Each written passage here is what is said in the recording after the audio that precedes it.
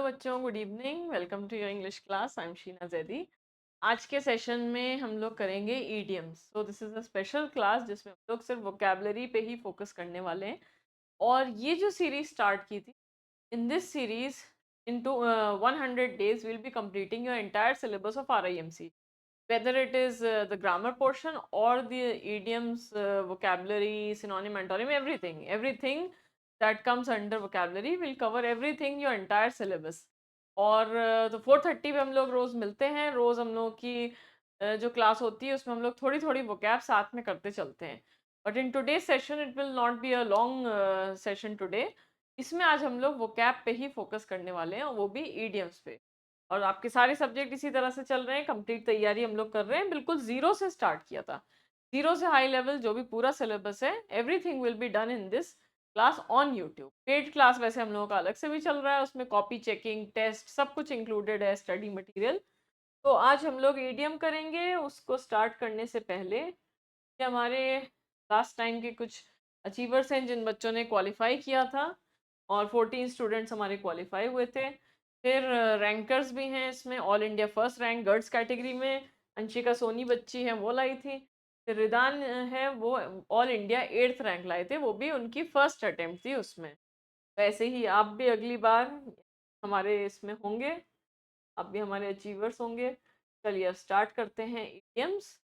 तो आज का ईडियम है go up in smoke. So this idiom has two different meanings. First meaning is be completely burnt. पूरी तरह से जल जाना, कोई चीज पूरी तरह से जल जाए, जल के राख हो जाए, उसको कहते हैं कि it has gone up in smoke।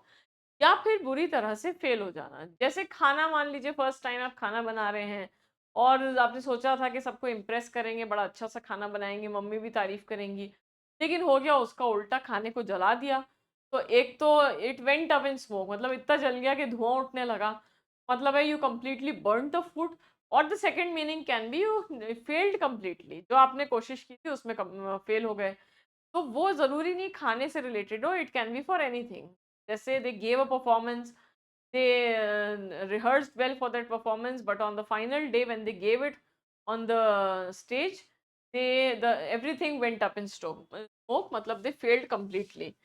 इसी चीज़ में बुरी तरह से फेल हो जाना, जैसे बच्ची लग रहा है खाना बना रही है और जल गया है, धुआं उठ रहा है।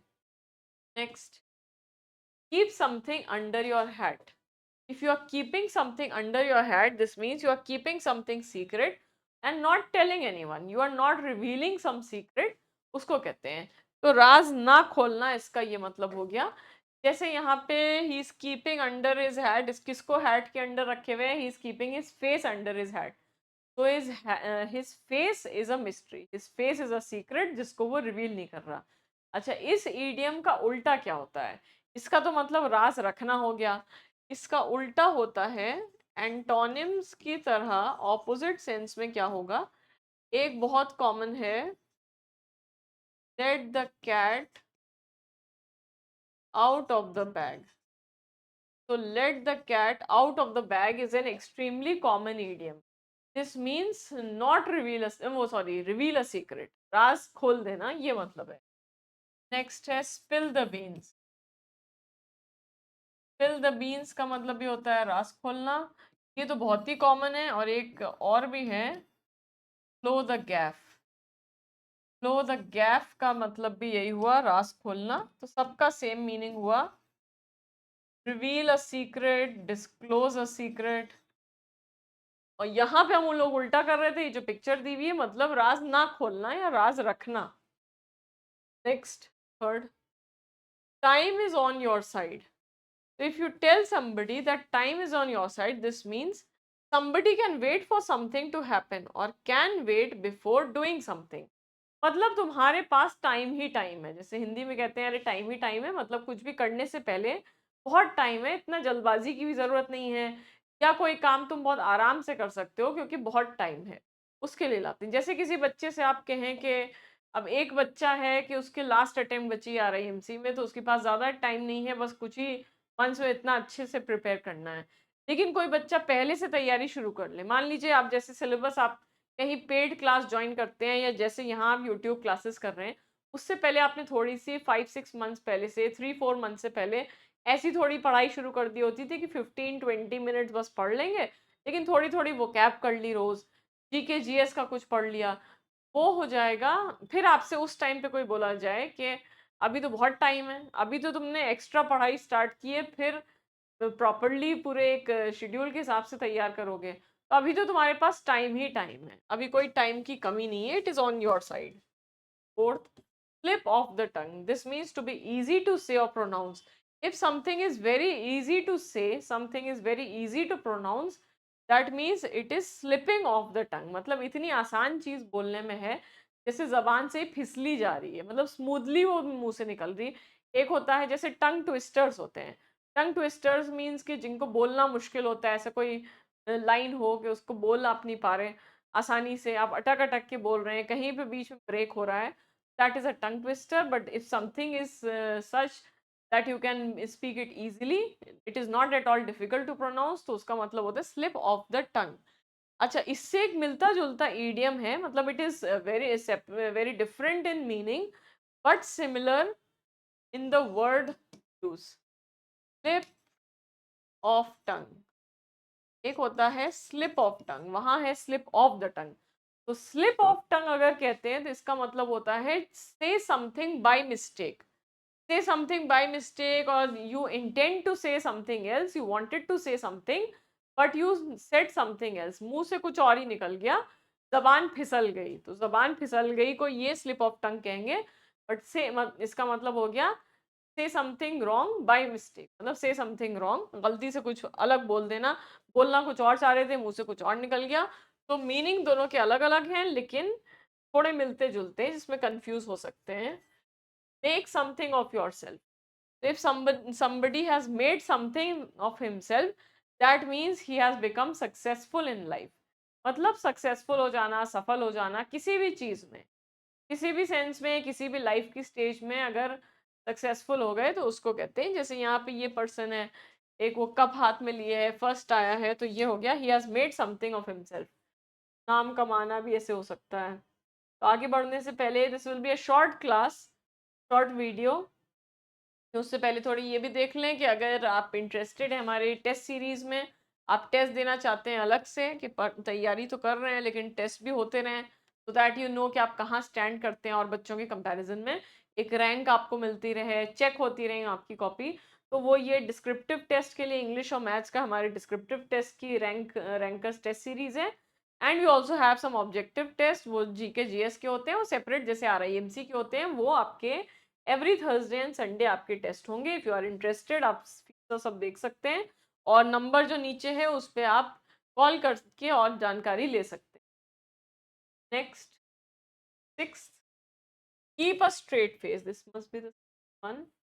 कीप अ स्ट्रेट फेस का मतलब होता है, जैसे ये इमोजी है, नॉट स्माइल और laugh although you find something funny. कोई चीज आपको फनी लग रही है लेकिन जानबूझ के हंस नहीं रहे, मुस्कुरा नहीं रहे, because the situation is such कि आप मुस्कुरा नहीं सकते, तो हंसी आ तो रही है लेकिन कंट्रोल कर रहे हैं, चेहरे से आप दिखा नहीं रहे हैं। जैसे क्लास में टीचर कोई पढ़ा रहे हैं, स्पेशली कोई स्ट्रिक्ट टीचर हैं, और बच्चे जो आपके बगल में बैठा है, आपका फ्रेंड है, उसने कुछ हंसी वाली बात बोल दी, you find it very funny, you want to laugh but you are somehow controlling your laughter so that the teacher does not see you and you get scolded, तो ऐसा ना हो जाए कि डांट पड़ जाए। तो ऐसे तो बहुत सिचुएशन होती होंगी when you are forced to keep a straight face, you want to smile or laugh but you, because you find something funny but you cannot। Next, 7th, cut and run। Cut and run का मतलब होता है, जो लिखा है, make a quick और sudden escape, अचानक से या तेजी से कहीं भागना। तो तेजी से अचानक से भागना, जैसे कोई खतरा था तो एस्केप करना, सडनली एस्केप, जैसे बच्चा कर रहा है, कहीं से एकदम से भाग जाना। 8th, a slap in the face. A slap in the face means deliberate insult, जानबूझ के किसी को इंसल्ट करना, और डेलिबरेट का मतलब होता है intentional. This word deliberate means जानबूझकर, और इंटेंशनल जैसे किसी को थप्पड़ मारना। अब थप्पड़ मारना तो वैसे किसी को भी मारा जाए तो इट इज एन इंसल्ट, किसी का ईगो हर्ट हो जाए, लेकिन थप्पड़ कुछ ज़्यादा ही साइकोलॉजिकली कुछ ज़्यादा ही इंसल्टिंग लगता है कि सीधे झापड़ी मार दिया। तो वहीं से ये स्लैप इन द फेस बन गया कि जानबूझ के किसी को इंसल्ट करना। और ये वैसे तो पिक्चर किसी की भी हो, लेकिन ये थोड़ा-सा आपको भी शायद लग रहा हो और थोड़े डोनाल्ड ट्रंप से मिल रहे हैं। लेकिन इट वाज़ अनइंटेंशनल कि उनसे शक्ल मिले, तो मिल ही गई। और हाँ, दूसरी चीज़ एक इडियम होता है, a slap on the wrist. ये हम लोगों ने किसी फिल इन द ब्लैंक्स की क्लास में पहले किया है। मतलब फिल इन द ब्लैंक्स की क्लास एग्जैक्टली नहीं थी, it was a class on idioms, we had a marathon on idioms. उसमें बहुत सारे ईडियम्स किए थे और शायद 100 या 150 ईडियम ऐसे कुछ किए थे। कुछ उसमें वैसे तो वर्ड मीनिंग की फॉर्म में था कि one idiom is given, four options are given, you have to tell the meaning of that idiom. But some separate questions were in the form of fill in the blanks, that this idiom was asked in that way. Slap on the wrist का मतलब क्या होता है? Wrist मतलब कलाई हो गया। किसी को हल्की फुल्की सजा देना, मतलब किसी ने गलती की, टोकना भी चाह रहे हैं, लेकिन ऐसा नहीं कि स्लैप ही कर दें या धुनाई करने लगे। तो बस टोकना चाहें, उसके ध्यान खींचना चाहें that he did some mistake, उसके लिए लाते हैं स्लैप ऑन द रिस्ट, हल्की फुल्की गलती। एक होता है मुंह पे झापड़ मार दिया, एक है बस हाथ पे हल्के से मारा, कि वही था फ्लाई ऑफ द हैंडल। तो फ्लाई ऑफ द हैंडल का मतलब होता है to suddenly become very angry, अचानक से बहुत ज्यादा गुस्से में आ जाना, आग बबूला हो जाना, बट सडनली अचानक से गुस्से में आ गए। पहले नॉर्मल ठीक से बैठे हुए थे, जैसे यहाँ पे ये पीछा कर रहा है, लग रहा है कि कोई मच्छर जैसे काट के भागा हो। और जब मच्छर काट के भागता है तो गुस्सा तो ऐसे ही आता है, तो मारे पकड़ के। तो इसकी भी वही हालत हो रही है, रैकेट लेके भाग रहा है इसके पीछे क्योंकि बहुत ज्यादा एंग्री है। अच्छा, एक इडियम हम लोगों ने इन्हीं क्लासेस में, यूट्यूब के जो आपके सेशंस चल रहे हैं 4:30 पे, इनमें एक इडियम किया था, फोमिंग एट द माउथ। याद है?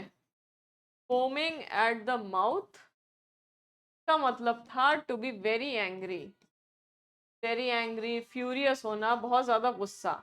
यहाँ पे भी बहुत ज्यादा गुस्सा है, but there is some minute difference. बहुत जरा सा डिफरेंस क्या है? This idiom means fly off the handle, अचानक से बहुत ज्यादा गुस्से में आ जाए, it happen suddenly. That does not mean suddenly, वो बस गुस्से में आना है, वो अचानक हो, कैसे भी हो, बस गुस्सा। तो थोड़ा सा डिफरेंस है। तो ये ध्यान रखिएगा, अगर आपसे जैसे सवाल आते हैं, they give you some meaning, you have to tell the idiom which has that meaning. तो ध्यान रखना है, एंग्री सिर्फ ना लर्न कर ले, learn the exact idiom of the exact meaning of the idiom. Very angry, जैसे मान लीजिए सडनली बिकम एंग्री आता है, आपसे पूछा जाता है ये किस ईडियम का मतलब है, तो फिर आपका आंसर यही होना चाहिए, फ्लाई ऑफ द हैंडल, क्योंकि उसका फोमिंग एट द माउथ का सडनली वाली सेंस नहीं, बस एंग्री है। Next, pots of money. Pots of money का मतलब क्या हो गया? बहुत ज्यादा पैसा, बहुत ज्यादा पैसे के लिए यूज होता है। Very large amount of money, जैसे भर भर के पैसा, मटकी में भर भर के पैसा हो, सोने के सिक्के हो, तो कितना सारा पैसा है, तो पॉट्स ऑफ मनी, बहुत ज्यादा पैसा। Beat your brains out. Now, if you say beat your brains out, cudgel your brains, rack your brains, or rack your brain, सबका सेम मीनिंग है। So here we are doing 4 different idioms which have the exact same meaning। इसका मतलब होता है to think very hard and for a long time about something. दिमाग पे जोर डालना, हिंदी में कहते हैं ना दिमाग पे जोर डालो, मतलब ध्यान से सोचो, या देर तक सोचने की भी सेंस में ही हो सकते हैं। तो ध्यान से सोचना या फिर देर तक सोचना, because you want to find the solution to something. क्या आप किसी प्रॉब्लम में फंसे हैं, आपको समझ में नहीं आ रहा क्या करें, तो जो ध्यान से गहराई से सोचेंगे, थिंक डीपली, उसको कहते हैं। तो यहाँ पे ब्रेन है, ये ब्रेन ही सोच में डूबा हुआ है। नेक्स्ट है 12th, ब्लीड समबडी ड्राई। तो ब्लीड समबडी ड्राई का मतलब होता है टेक अवे समबडीज मनी, किसी का पैसा ले लेना, किसी का पैसा ऐंठ लेना। तो ये जैसे यहाँ पे हो रहा है, इस औरत का, ये तो फोन में लगी हुई है, वह ध्यान से सुनने की कोशिश कर रही है, और यहाँ पे चोर इसके पर्स से कुछ निकाल रहा है, एक छोटा सा लग रहा है वॉलेट जैसे निकाल रहा हो। मतलब किसी को खून, यहाँ पे तो वैसे ईडियम का मतलब लग रहा है कि खून इतना बहाया कि वो सब बह गया, ड्राई हो गए, लेकिन इसका मतलब पैसे की सेंस में होता है। और इसके लिए एक वर्ड अगर लाएं तो वो एक स्विंडल है वर्ड। स्विंडल का मतलब होता है to trick somebody, cheat somebody by taking their money. किसी को पैसा धोखा देना, उसका पैसा ऐंठ लेना, धोखे से उसका पैसा ऐंठना, दैट इज स्विंडल। और जो पर्सन ऐसा करे, that person is known as a swindler. Swindle is the action, ये वर्ब है। और swindler is the person who is doing this. Swindler is the person who is tricking somebody, who is cheating somebody and taking their money, उसको कहते हैं swindler. तो ये स्विंडल ही एक तरह से कर रहा है। मतलब वैसे तो ये सीधे सीधे चोरी है, लेकिन पैसे की सेंस में हो सकता है। Next 13, throw your money around. तो throw your money around means spend money carelessly, लापरवाही के साथ पैसा स्पेंड करना, पैसा लुटाना। अब अपना मनी कोई एक्चुअली तो ऐसी उठा उठा के फेंकने नहीं लगेगा। थ्रो योर मनी अराउंड का मतलब हो गया हम कहाँ बहुत पैसा आ जाए क्या करते हैं, खर्च कर देते हैं कहीं। एक होता है सोच समझ के खर्च कर रहे हैं, you are buying the things you actually need. But if you are buying the things you do not need at all, बस शो ऑफ के लिए, या फिर बस पसंद है तो ले लिया, आगे का सोचा नहीं कि एग्जैक्टली आपके पास कितना पैसा है, बचेगा कितना, is it wise to spend that money? If you are spending money unwisely, तो that means you are throwing your money around। जैसे ये आदमी यहाँ कर रहा है, तो मतलब बहुत ही खर्चीला होना। अच्छा, खर्चीले के लिए क्या वर्ड्स हो सकते हैं? If you have to tell one single word for a person who spends a lot of money, उसके लिए क्या हो सकता है? देखिए, उसके लिए हो सकता है एक्स्ट्रावेगेंट। तो हम लोग सिंगल एक वर्ड कर रहे हैं। एक वर्ड ऐसे पर्सन के लिए क्या होना चाहिए? दैट इज एक्स्ट्रावेगेंट, जो एक्स्ट्रा खर्च करे, तो बहुत ज़्यादा फालतू खर्च कर रहा है, मतलब एक्स्ट्रा ही खर्च कर रहा है, तो एक्स्ट्रावेगेंट हो जाएगा। फिर आपका एक वेस्टफुल, तो मतलब जो पैसा वेस्ट कर रहा है, तो वेस्टफुल हुआ। फिर एक spend thrift, spend thrift. Thrift word का मतलब होता है बचत, सेव करना। थ्रिफ्ट वर्ड मीन्स बचाना। और स्पेंड थ्रिफ्ट का मतलब हो गया जो बचत को भी खर्च कर दे, मतलब इतना फालतू खर्च कर रहा है कि कुछ बचा हुआ रखा हुआ था, सेविंग्स थी कुछ, उनको भी उठा के खर्च कर दिया। That means he is spending a lot of फिजूल खर्च का आदमी है। फिर एक होता है थ्रिफ्टलेस। थ्रिफ्ट का मतलब सेव करना, थ्रिफ्टलेस अगर कह रहे हैं तो मतलब जो सेव नहीं करता, बिल्कुल सब खर्च कर देता है। अगर किसी वर्ड में LESS लगा दें तो वो ये हो जाता है ना कि उसमें ये चीज नहीं है। जैसे केयरलेस, तो वो लापरवाह है, केयर नहीं करता। वैसे थ्रिफ्टलेस मतलब सेव नहीं करता। अनथ्रिफ्टी, थ्रिफ्ट का मतलब सब बचाना था, तो अनथ्रिफ्टी मतलब उसका ऑपोजिट हो गया। अन लगा के ऑपोजिट हो जाता है, जैसे इंपॉर्टेंट का अनइम्पॉर्टेंट, उसी तरह से सेव का अनसेव वाली सेंस है। नेक्स्ट है प्रोडिगल। प्रोडिगल हुआ फिजूल खर्च वाला आदमी। इम्प्रोविडेंट, प्रोविडेंट का मतलब होता है, जैसे प्रोविडेंट फंड एक होता है जो बचत के लिए लोगों के अलग पैसा रखा जाता है बाद में काम आए। इम्प्रोविडेंट मतलब जो बचत नहीं कर रहे, तो इट बिकम्स द ऑपोजिट। जैसे IM लगा के भी ऑपोजिट हो जाता है। जैसे मेच्योर का इमेच्योर हो जाए, IM लगा दिया। तो ये तो हम लोगों ने कुछ एडजेक्टिव चैप्टर में किए हैं कि किसी वर्ड की स्पेलिंग में कुछ आगे जोड़ दें, प्रीफिक्स जोड़ दें शुरू में, लास्ट में सफिक्स जोड़ दें, तो उससे उसका मीनिंग कुछ चेंज हो जाता है। तो ये वही है, इम लगा के मीनिंग चेंज। नेक्स्ट ऑपोजिट हो जाता। 14th, make a monkey out of। so if you make a monkey out of somebody, you make somebody seem stupid। किसी को ऐसे दिखाना कि तो बिल्कुल स्टूपिड ही है, उसको कहते हैं। जैसे ये मंकी थोड़ा सा स्टूपिड सा ही लग रहा है, कंफ्यूज सा लग रहा है, तो स्टूपिड किसी को मेक समबडी अपीयर स्टूपिड ये है। जैसे कहा जाए कि she was shouting because her brother made a monkey out of her, मतलब वो चिल्ला रही थी क्योंकि उसके भाई ने उसको ऐसे दिखाया था जैसे बिल्कुल स्टूपिड है। भाई ने ऐसे दिखाया तो वो लड़ने लगी, चिल्लाने लगी या गुस्सा हो गई। Next 15, kick your heels। kick your heels means have nothing to do while you are waiting।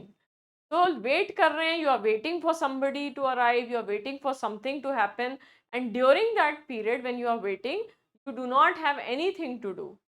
you have nothing to do, आप फालतू बैठे हुए हैं, आइडल बैठे हुए हैं, यू आर वेटिंग, तो मतलब फालतू बैठ के किसी चीज का इंतजार करना, किसी पर्सन का इंतजार करना, ये मतलब होता है। जैसे यहाँ पे किक योर हील्स कैसे ईडियम बना होगा? जैसे हम लोग के पास कुछ करने के लिए नहीं है, बैठे बैठे बोर हो रहे हैं, तो कुछ नहीं है तो पैर हिलाने लगते हैं, तो वहीं से ही सेंस बनी। अब तो लोग मोबाइल हाथों में होता है तो वही यूज कर रहे हैं, बोर होने की ज़्यादा सेंस नहीं होती। लेकिन जब ये ईडियम्स बने थे, तब ये सब मोबाइल वोबाइल तो होगा नहीं, तो तब ये ईडियम बन गया कि कोई कुछ नहीं है करने के लिए तो इधर-उधर देखेंगे, ऐसे पैर हिला रहे हैं बैठे-बैठे, which is a bad habit, which is considered a bad habit. कहीं बैठे हैं तो बिल्कुल प्रॉपर्ली बैठना चाहिए, ये नहीं कि हाथ-पैर हिलाए जा रहे हैं। अच्छा, इससे मिलता-जुलता एक ईडियम है, देखने में मिलता-जुलता but the meaning is totally different. Kick up your heels. Kick your heels, kick up your heels, बड़ा जरा सा बस अप का डिफरेंस है। This means to relax and enjoy yourself. Relax and enjoy yourself, इसका ये मतलब है। तो किक अप योर हील्स इस तरह आया कि you have you are totally relaxed, आपको कोई काम नहीं है, बिल्कुल जैसे एग्जाम्स ओवर हो गए, तो आप बिल्कुल पैर ऊपर उठा के आराम से बैठ जाएं रिलैक्स करने के लिए, टेबल के ऊपर पैर करके बैठ गए, तो वो हो जाएगा you have kicked up your heels, तो ऊपर रख लिए रिलैक्स करने के लिए, उस सेंस में होता है यूज। अब आगे करेंगे कुछ, उससे पहले ही देख लीजिए हम लोग के RIMC के कुछ बैचेस हैं, RIMC, RMS, सैनिक, सबके बैचेस। तो ये फतेह बैच हम लोग का बिल्कुल अभी बिल्कुल न्यू बैच है, अभी स्टार्ट हुआ, बेसिक टू एडवांस्ड है, all the details are given here, fees और सब दी हुई है इंस्टॉलमेंट्स के साथ। डेली 5 आवर्स क्लासेस हम लोगों की होती हैं, और ये जूम पे होती हैं, इंटरेक्टिव सेशंस, बच्चे भी उसमें विजिबल, और 1-to-1 interaction, daily topic wise test भी होते हैं, डिस्क्रिप्टिव टेस्ट होते हैं, वो आपकी कॉपी चेकिंग उसमें होती है, पेरेंट टीचर्स मीटिंग होती है, और डाउट सेशन अलग से। And we also have one more batch, Yoddha batch for RAMC। इसमें फीस कम है, बस इसमें डिफरेंस ये कि कॉपी चेकिंग नहीं है, उसमें कॉपी कॉपी चेकिंग होती है, जैसे पैराग्राफ राइटिंग, एस्से राइटिंग, पिक्चर कॉम्पोजिशन, ये सब हो रहा है, तो बच्चे हम लोग को सबमिट करते हैं ऐप पे, फिर हम लोग उसको चेक करके सब मिस्टेक और सब मार्क्स वार्क्स देते हैं। चलिए, 16th is put somebody to the sword। तो put somebody to the sword का मतलब हो गया किल somebody with a sword, किसी को तलवार से मार देना, किसी की हत्या कर देना यूजिंग अ स्वॉर्ड। तो जैसे यहाँ पे ये बेचारा मरा पड़ा है, इसने तलवार से मार दिया, लेकिन ये ईडियम बिल्कुल सीधा मीनिंग इसका है। ज्यादातर ईडियम्स में कुछ अलग से मीनिंग होता है, जो बिल्कुल देखने में गेस नहीं किया जा सकता, काफी सारे में ऐसा होता है। जैसे rain cats and dogs, so it is a very very common idiom, rain cats and dogs, which means to rain very heavily, बहुत तेज बारिश होना, टोरेंशियल रेन होना। और लेकिन रेन कैट्स एंड डॉग्स तो कोई सेंस नहीं बनती। बहुत सारे इडियम्स इसी तरह के हैं कि सेंस इनकी बनती नहीं, तो ये बिल्कुल ही लेकिन सीधा है। तो कुछ कुछ ऐसे इडियम्स हैं जो बिल्कुल सीधा मीनिंग जिनका होता है। जैसे एक इडियम है पुट पेन टू पेपर। अब इसका क्या मतलब आपको लग रहा? पुट पेन टू पेपर का क्या मीनिंग हो सकता है? इसका सीधा मीनिंग होता है टू राइट समथिंग, कुछ लिखना, सीधे मतलब ये है। तो पेन को पेपर पे रखते हैं लिखने के लिए, वही इसका मतलब है, पुट पेन टू पेपर मतलब लिखो। Next, 17th, hit the deck. Hit the deck means fall to the ground, नीचे गिर जाना। तो ये इडियम कैसे बना होगा? डेक क्या होता है? ये जो जैसे शिप है ये, अब शिप का जो ये ओपन स्पेस होती है, जो एक बैल्कनी का एक तरह से काम करती है, जहाँ पे आप खड़े होकर नीचे झांक सकते हैं, तो दी open space for walking around, वो वाली वो डेक कहलाती है। तो डेक पे हिट द डेक, तो ये बच्ची जैसे है, ये गिर गई, और गिरी तो इसने डेक को हिट किया, नीचे की जो ग्राउंड था, तो ये वहीं से ईडियम बन गया, हिट द डेक मतलब है गिर जाना। Next, 18th, on the nail. On the nail का मतलब होता है without delay. If you do something on the nail, मतलब आपने वो चीज बिना देर के कर दी, बिल्कुल टाइम पे कर दी। और जैसे you submitted your homework on the nail, तो मतलब क्या हो गया? You submitted your homework without delay, बिल्कुल भी देर नहीं हुई। अच्छा, इससे थोड़ा सा मिलता जुलता एक इडियम है जिसमें बच्चे कंफ्यूज होते हैं, मिक्सअप कर सकते हैं, वो ये है hit the nail on the head. याद है क्या होता है? ये हम लोगों ने किया है शायद, आई एम नॉट श्योर, लेकिन शायद इन क्लास में हुआ है, नहीं तो फिर बाद में तो होगा ही, हम लोग पिक्चर्स के थ्रू जो करते हैं। का मतलब हो गया से something that is exactly true, बिल्कुल सटीक बात बोलना, बिल्कुल एग्जैक्ट सटीक बात बोलना, उसको कहते हैं। तो hit the nail on the head, और ये ईडियम भी कैसे आया? नेल का मतलब कील होता है, हेड क्या हो गया, ये कील है और इसका हेड होता है जो ऊपर का हिस्सा जिसको हम लोग हिट करते हैं। कील को कहीं पे ठोकना है तो हम लोग उस हेड पे हिट करते हैं ना, ऊपर उसके हिट करते हैं। अब अगर आप साइड से हिट करने लगे तो कैसे वो अंदर घुसेगी, क्योंकि ऊपर करना होगा हिट। तो मतलब hit the nail on the head, मतलब एग्जैक्टली जो सही काम था वो किया, उस पे नेल पे हिट कर रहे हैं, एग्जैक्टली सटीक बात बोलने के लिए ये आता है। Next 19th idiom, in the melting pot.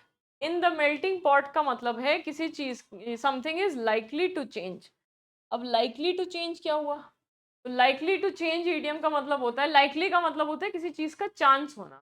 तो चांस है किसी चीज का, अगर कोई चीज इन द मेल्टिंग पॉट है, मेल्ट का मतलब पिघलना हो गया, कोई चीज पिघलने लायक है, उसको आपने उस पॉट में डाल दिया तो क्या होगा, वो भी पिघल जाएगी, उसी सब में वो चेंज हो जाएगी, घुल मिल जाएगी। तो मतलब अपनी फॉर्म चेंज करके दूसरे के हिसाब से हो जाएगी। तो इन द मेल्टिंग पॉट इस इडियम इस सेंस में बना। Next 20, the bird has phloem. The bird has phloem का मतलब हो गया the wanted person has escaped. मतलब जिसकी तलाश थी वो भाग गया है, जिसकी तलाश थी वो भाग गया। अच्छा, फ्लाई की फॉर्म्स देख लें। फ्लाई मीन्स वैसे उड़ना होता है, fly, flu, phloem. Fly, flu, phloem ये हमारी फॉर्म्स हैं। तो द बर्ड हैज फ्लोन मतलब चिड़िया थी वो उड़ गई। तो वांटेड पर्सन था जो यहाँ से तो जेल ही से भाग रहा है, लग रहा है जेल से ही भाग रहा हो। जो चोर है वो भाग गया है, जिसकी तलाश थी वो निकल गया, वो भाग गया। Next 21, drop the ball. Drop the ball का मतलब हो गया make a mistake and spoil something that you are responsible for. तो if you are dropping the ball, जैसे कि इस पिक्चर में दिखाया है, this wicket keeper is dropping the catch. एक कैच, कोई बॉल इसके हाथ में आने वाली थी, अच्छा खासा कोई आउट हो जाता दूसरी टीम का, लेकिन उसने बॉल को ड्रॉप कर दिया। इसका मतलब क्या हुआ, if he is dropping the ball that means he is making a mistake, and this because of this mistake the game will be spoiled, their chances of a victory can become spoiled। तो वो हो जाएगा, क्योंकि इसकी वजह से पूरा match का रिजल्ट ही बदल सकता है, सब गड़बड़ हो सकती है इसकी अपनी टीम के लिए। And he is the person responsible for it. जब ये वहां पे खड़ा है, विकेट कीपर की ही जिम्मेदारी कि जब बॉल उस डायरेक्शन में आए तो उसी को पकड़ना है, लेकिन वो रिस्पॉन्सिबिलिटी उसने निभाई नहीं, वो गिरा दी बॉल, तो मतलब उसने गलती की और जिसकी वजह से सब स्पॉइल हो सकता है। Next 22, laugh all the way to the bank। तो laugh all the way to the bank का मतलब क्या हो गया, this means make a lot of money easily and feel very pleased about it। So if a person is very rich, he makes a lot of money, he earns a lot of money and he is also very happy about it। तो happy तो ज़्यादातर कोई होगा ही अगर अच्छा earn कर रहा है, मतलब that is not a criteria for becoming happy। लेकिन ये है कि अच्छा कमा रहा है तो उस चीज़ की खुशी तो होगी कि चलो अच्छा खासा कमा लेते हैं। तो अच्छा कोई कमा रहा है तो वो बहुत मतलब कोई बहुत ज़्यादा कमाता हो और उसकी वजह से उसे खुशी भी हो, तो वो हो जाएगा he laughs all the way to the bank. मतलब आपके बैंक में तो पैसा भरा हुआ होगा, जब भी बैंक जाएंगे तो खुशी खुशी जाएंगे कि कितना ज़्यादा भरा है, देख के भी अच्छा लगेगा जाने में। और वैसे अगर बहुत ही कम पैसा होगा, जो भी है उसको ज़रूरत हो रही है तो वहाँ से निकालने के लिए जा रहे हैं, तो वो हो जाएगा कि आप तो सैड हैं कि इतना कम कमाते हैं। वैसे तो अब किसी को बैंक जाने की ज़रूरत नहीं पड़ती, लेकिन अब तो सब ऑनलाइन हो जाता है, लेकिन एक टाइम पे हम लोगों के बचपन में वहीं जाना पड़ता था ऑनलाइन। बचपन में भी क्या, काफ़ी बात तक ही ये तो हुआ कि वहीं जा रहे हैं, वहीं से पैसा निकाल रहे हैं। तो I think this will be the last one for today, this is a short video. तो आज हम लोग ज़्यादा इसमें नहीं कर रहे हैं। कुछ ईडियम्स हम लोगों ने 22 ईडियम्स किया, हम लोग डेली कुछ ईडियम्स तो करते ही हैं। 10 ईडियम्स तो ज़्यादातर रहता ही है एवरेज, कि हर क्लास में 10 ईडियम्स हो जाएं, तो वो भी आपके होते रहेंगे। I was not available today for taking the whole class, तो इसीलिए छोटा सा वीडियो रिकॉर्ड कर दिया था, जिससे आप मतलब छोटा इतना भी नहीं, हाफ एन आवर का वीडियो आई थिंक होगा, तो जिससे आप इसको पढ़ लें। Today is not, obviously you must have seen this is not a live session, recorded video. कल फिर हम लोग नेक्स्ट सेशन में मिलेंगे, कल फिर ऐसी कुछ पढ़ेंगे, फिर आपकी नॉर्मल जो टॉपिक्स चल रहे थे वो वैसे ही रिज्यूम होंगे फ्रॉम मंडे 4:30 पे। लेकिन हम लोग बहुत इंपॉर्टेंट ईडियम्स कर रहे हैं, तो फिर नेक्स्ट क्लास में भी हम लोग इसी तरह से करेंगे। और वो कैब और ग्रामर जो भी चल रही थी वो सब चलेगी। अभी रिसेंटली हम लोगों ने पैराग्राफ राइटिंग भी कल स्टार्ट कर दिया था, तो ऐसे ही हम लोग आगे भी पैराग्राफ राइटिंग, रूट वर्ड, सारी चीज़ें कवर करते चलेंगे। That means your entire syllabus of RIMC, सारी चीज़ें यूट्यूब। पेड क्लासेस की भी आपको इन्फॉर्मेशन दी है, उसके लिए आपको फाउंडेशंस क्लासेस का जो नंबर है जो आपको ये दिखाई दे रहा है 8081052383, इस पे आप कॉल कर सकते हैं, तो आपको जो भी इंक्वायरी हो वहाँ पे डील कर लेंगे। थैंक यू वेरी मच, मिलते हैं फिर नेक्स्ट सेशन में। बाय बाय, जय हिंद।